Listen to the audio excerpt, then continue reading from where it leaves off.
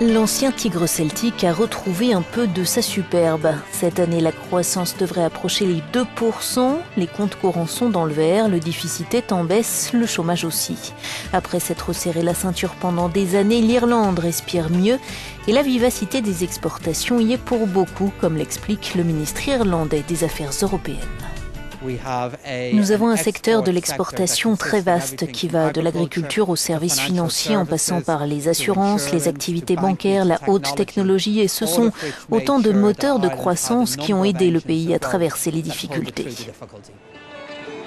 L'Irlande attire aussi de nombreux groupes internationaux. Exemple, dans le secteur du net, Google, Apple, Amazon & Co, presque tous ont pignon sur rue à Dublin. 90% de toutes les exportations irlandaises viennent de sociétés étrangères. Seulement 10% viennent de sociétés irlandaises. Aucun autre pays au monde n'est aussi dépendant pour ses exportations de sociétés étrangères qui viennent, travaillent et opèrent dans le pays. Et elles viennent ici pour diverses raisons. Elles viennent parce que l'Irlande est un pays anglophone qui se trouve dans la zone euro, dans le marché unique, avec de bons niveaux d'enseignement, une flexibilité des travailleurs et aussi ce fameux impôt sur les sociétés au taux très bas. Ces atouts n'ont pourtant pas empêché les Irlandais de payer un lourd tribut à la crise. Depuis 2008, un quart de l'économie domestique est parti en fumée. Un emploi sur 7 a disparu et l'austérité n'a épargné aucun secteur. Parmi les conséquences les plus notables, une émigration massive des jeunes. En 5 ans, sur une population de 4,5 millions d'habitants, 180 000 jeunes entre 15 et 24 ans ont quitté le pays.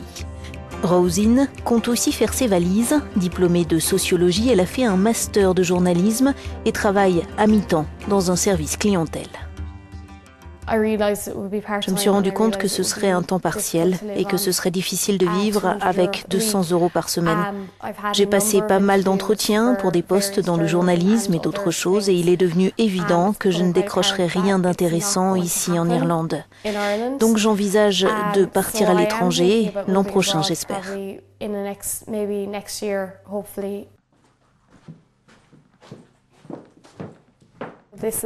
Ce sont des étudiants qui étaient en master avec moi. Cette fille est à Londres, elle travaille dans le journalisme. Ce garçon est en Corée du Sud, il enseigne l'anglais. Celle-ci est fille au pair en France et cette autre vient de quitter la Nouvelle-Zélande pour un travail en Australie. Elle adore. Alors que Roisin rêve de s'envoler pour l'Asie, d'autres ont décidé de se regrouper pour rester. Le collectif We're Not Leaving, littéralement Nous ne partons pas, a été créé l'été dernier. Il rassemble des jeunes, diplômés, chômeurs ou travailleurs précaires qui veulent faire bouger les choses en Irlande. Parmi eux, Seamus, 22 ans, psychologue de formation. Si nous travaillons ensemble, collectivement, et qu'on commence à répliquer un peu, on peut progresser et faire quelque chose d'utile. Je pense que le gouvernement a fait passer le message que les jeunes étaient feignants, qu'ils ne travaillaient pas suffisamment dur, qu'ils voulaient juste rester à la maison. Et il s'est servi de cela pour couper dans les aides sociales aux jeunes, sans vraiment parler de la crise de l'emploi.